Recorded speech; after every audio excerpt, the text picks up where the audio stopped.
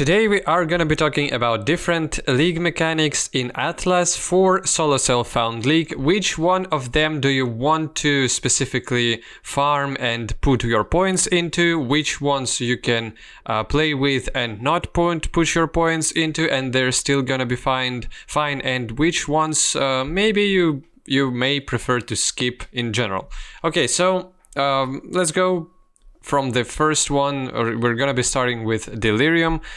Delirium, you don't really need to have many points in for it to be rewarding if you are looking for cluster jewels. For regular ones, not for unique ones, you will probably be just fine with either not putting any points into any talents of Delirium or just putting these 4 talents whenever you're going to eliminate some mechanics that you don't want to have. It's quite a fast way for you to have higher chance of Delirious maps spawning, and Delirious maps quite often drop Delirium orbs, which will be more than enough for you to have just in general enough amount of cluster jewels for especially big ones, which are the most build enabling, where you can find different life leeches for different elemental damage, or all the chaos damage, or medium ones for your minions. Just in general, Delirium, in my own opinion, in my own experience, you don't really need to put any points into, and if you just eliminate enough of other mechanics, and if you play with Stream of Consciousness, you will find Delirium more than often on your maps, and it is rewarding by itself without many points invested into it. So yeah, I would say it like this. The second mechanic that I want to talk about is Blight. And Blight, especially with how blighted maps work and that the blight talents don't really affect blighted maps, it is more than enough for you to have enough oils for your character without investing any points in Blight and just leaving it open here. Again, if you do have enough additional chance of spawning basic content, if you're playing SSF, you probably wouldn't have too much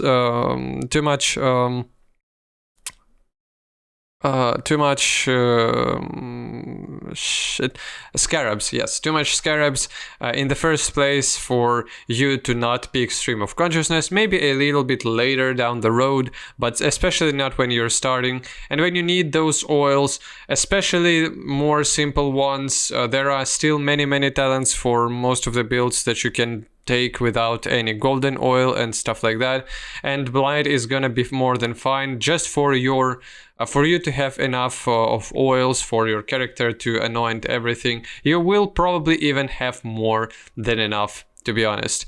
But yeah, if you want to farm blighted maps, then definitely it's the way to go for you to go way harder onto this mechanic, but it's not mandatory. And yeah, in my experience of playing the game, you don't really need to have it.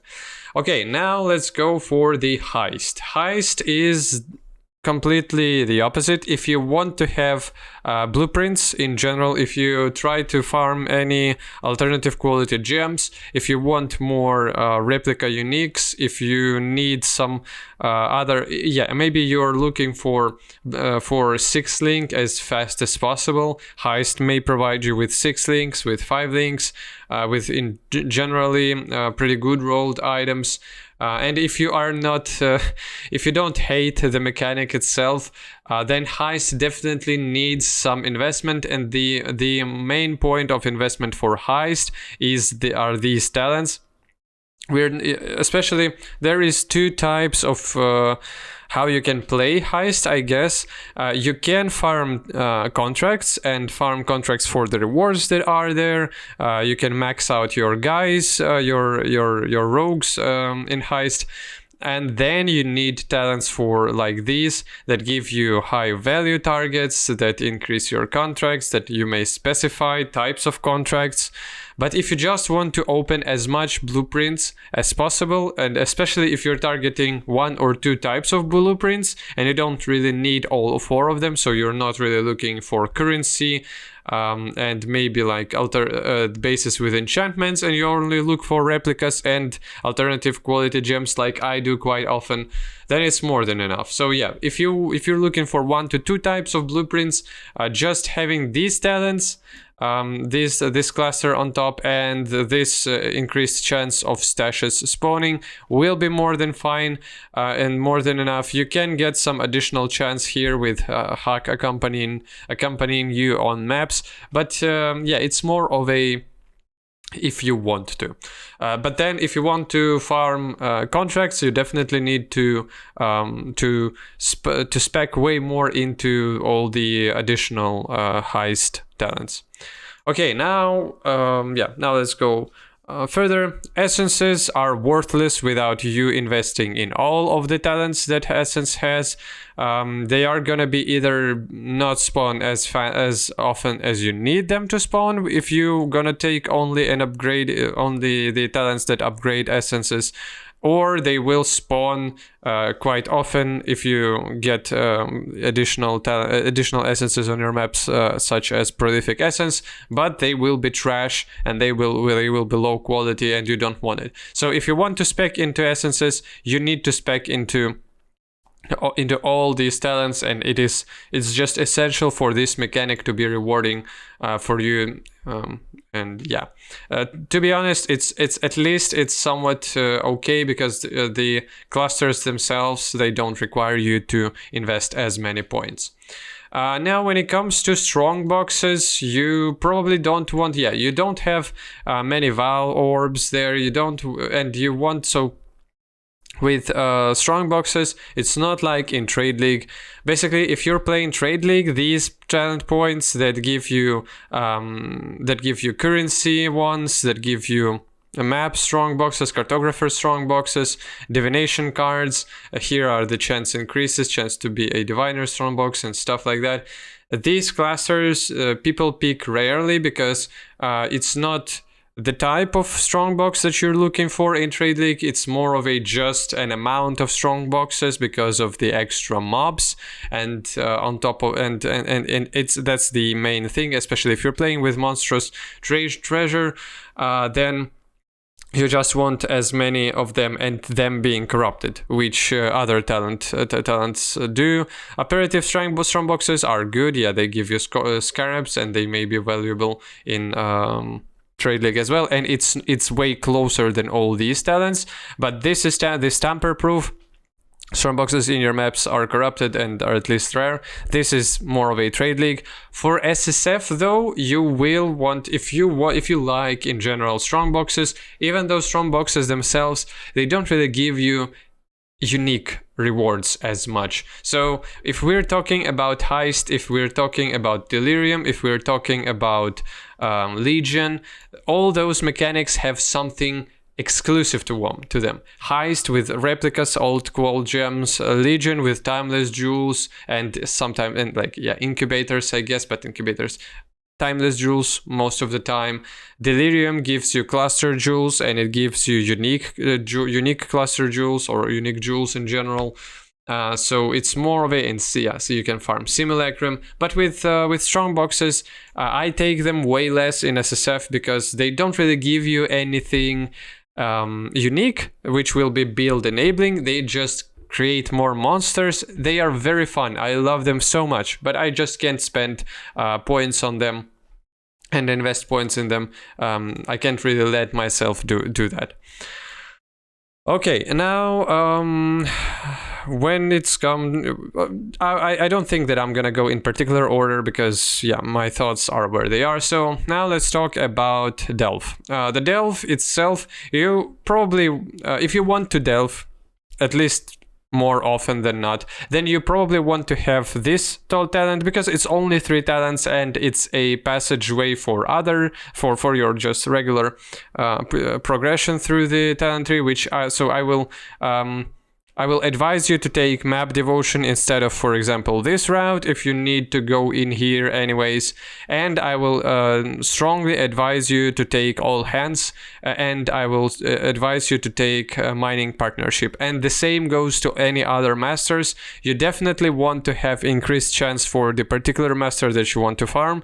You want to have all hands because it increases the chance quite drastically, but it depends on you preferring this playstyle of needing to do the master missions, or if we're talking about Delve, if you're taking all hands, your sulfite cap will be, you can't really store all your sulfite missions and then go and take all that sulfite and go for long delving. It's gonna be more of you just having sulfite constantly increasing, and you need to go to delve from time to time, but it increases the cost and it increases the chance, and it is very, very powerful for if you want to have delve as much as possible. This increase the chance, you definitely will feel it, and this one small talent will help you as well.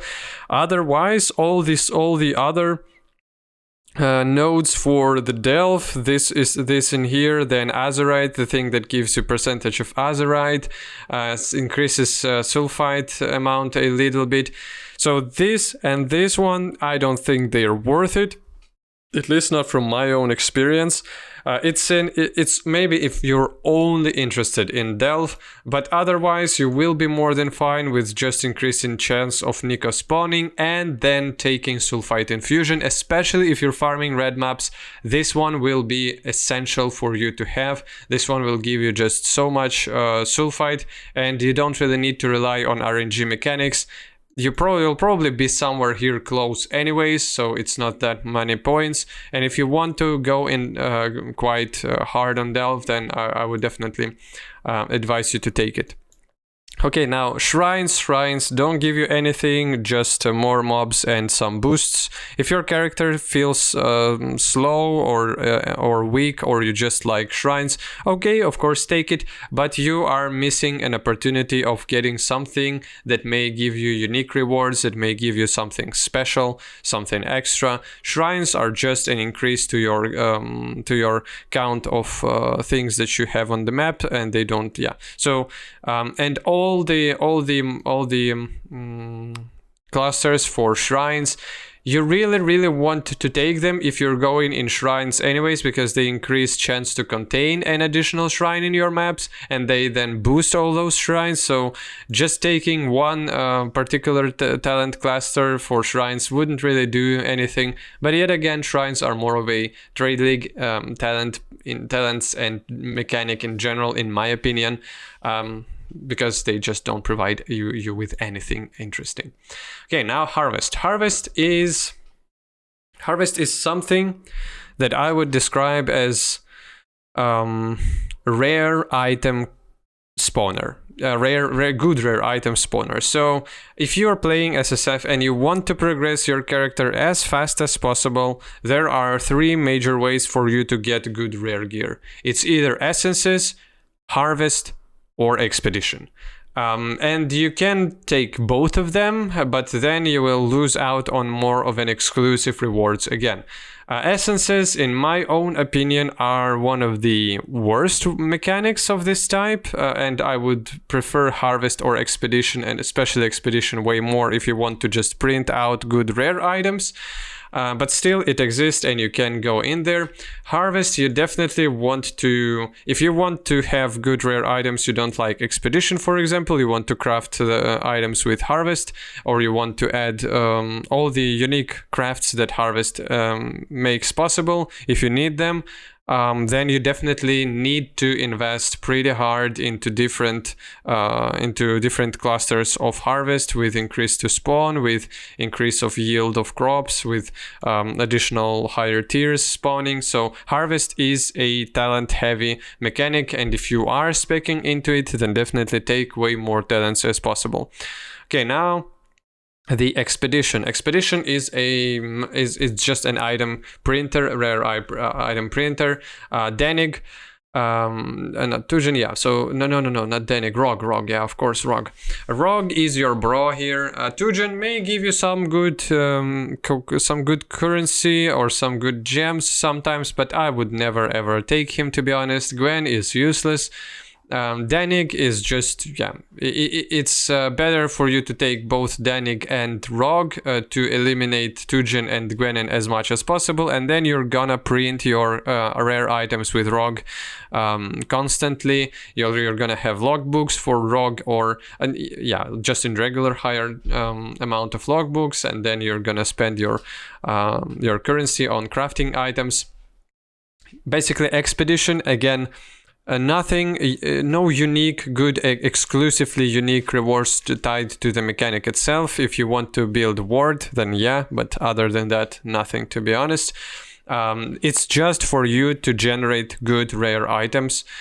So I would highly encourage you to couple your either expedition or harvest or essence with some other mechanic that gives you those exclusive, unique build enabling rewards. For example, heist, for example, legion, for example, delirium, or maybe blight, not as much, or breach as well. Breach can provide you with some interesting and powerful unique items. But yeah, expedition, just as harvest, is very heavy on talents, on points. You need to invest hard in multiple clusters. This cluster here, this cluster here, and especially this cluster here, which already makes it 3 clusters that are quite far away from one another. And you definitely want, you don't need to pick this one because it just makes it easier, but you want more chance to spawn expedition as well, so that with stream of consciousness and with all the blocks, you will have 100% chance of expedition spawning on your maps. And this is very talent heavy. If you and to be honest, expedition is the easiest way for you to get all the rare equipment that you need in the game. If you want to play the game most efficiently, you probably need to take expedition in the earliest parts of your progression, and then maybe spec out of it. I hate expedition. I still take it from time to time, but I try to escape expedition hell as much as possible, because it's just too powerful. But the mechanic itself and the absence of good exclusive rewards make it not really interesting for me. Okay, now Legion. Legion is probably one of the most talent eating mechanic on the talent tree. If you want timeless jewels that are very, very build enabling, you need to spec into Legion. You need to spec into this part here maybe, but strongly advised. This part is essential. So okay, let's talk about it. This one makes your legions way longer to exist way longer, and gives you many additional rewards from surgeons.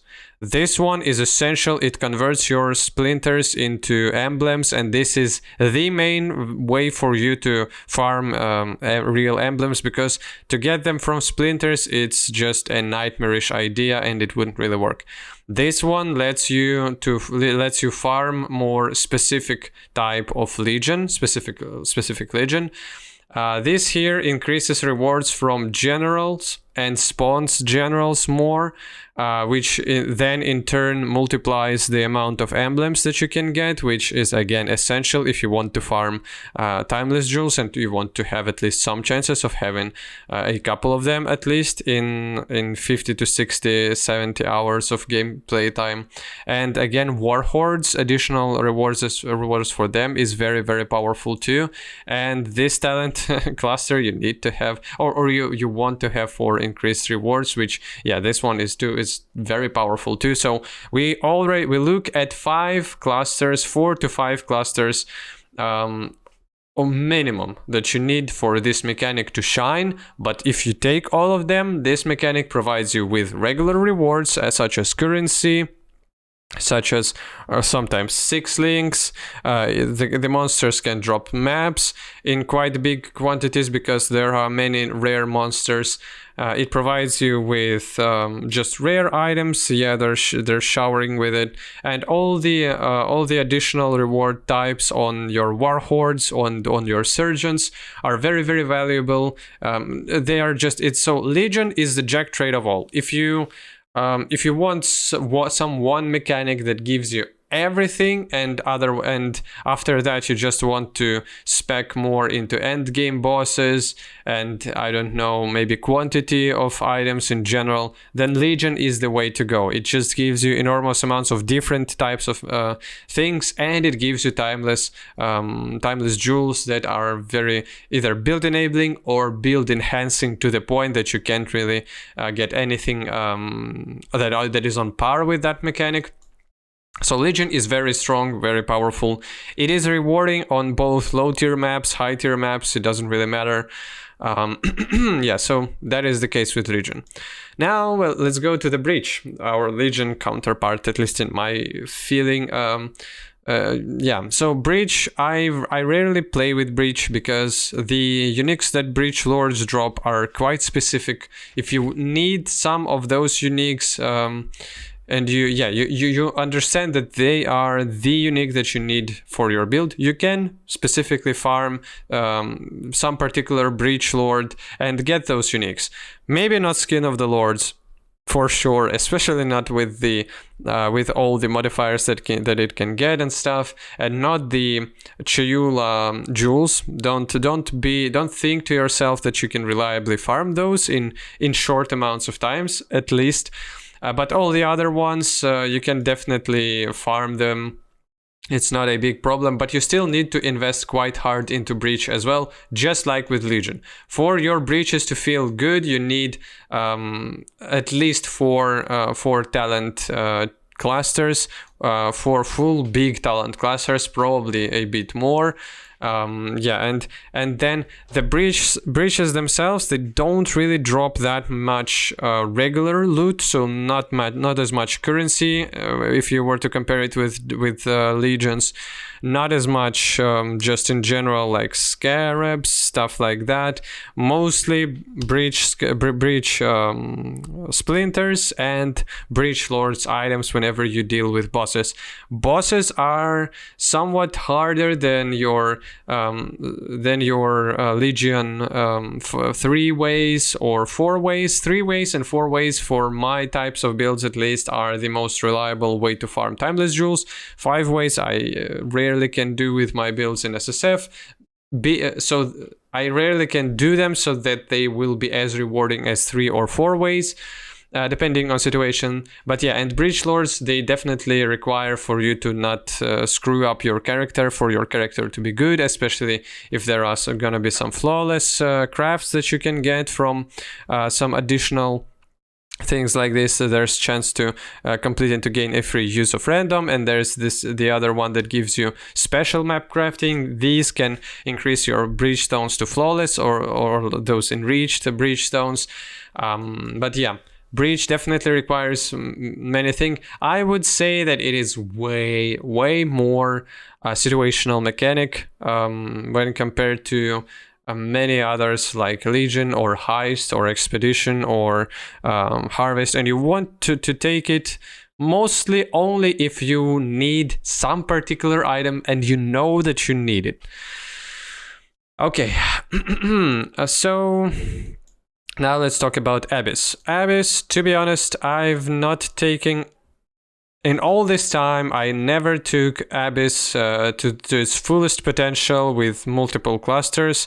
So from time to time, I take some clusters that increase chance to spawn, and maybe some things. For example, for SSF, Corrupted Gaze will be a very good thing. Abyss jewels found in Abyssal Troves or dropped by Stygian Spires in your maps have chance to be corrupted and have 5 or 6 random modifiers.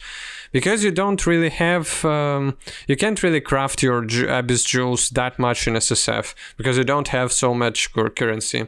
You want your jewels to drop... Basically, the jewel that drops is going to be it's already almost corrupted because you're not really gonna craft it that much, so it's kind of corrupted because you wouldn't really spend any currency on it that much.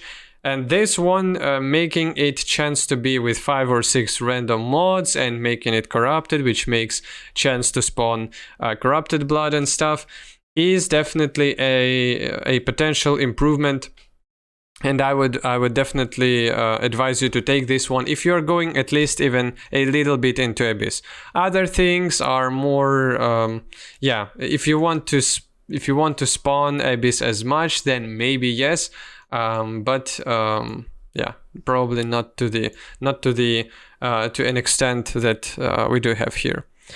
Okay, so probably this one is going to be a part 1 of the video. I'm gonna call it with the right mechanics and stuff because it's going to be just way too much. Thanks for watching. Goodbye.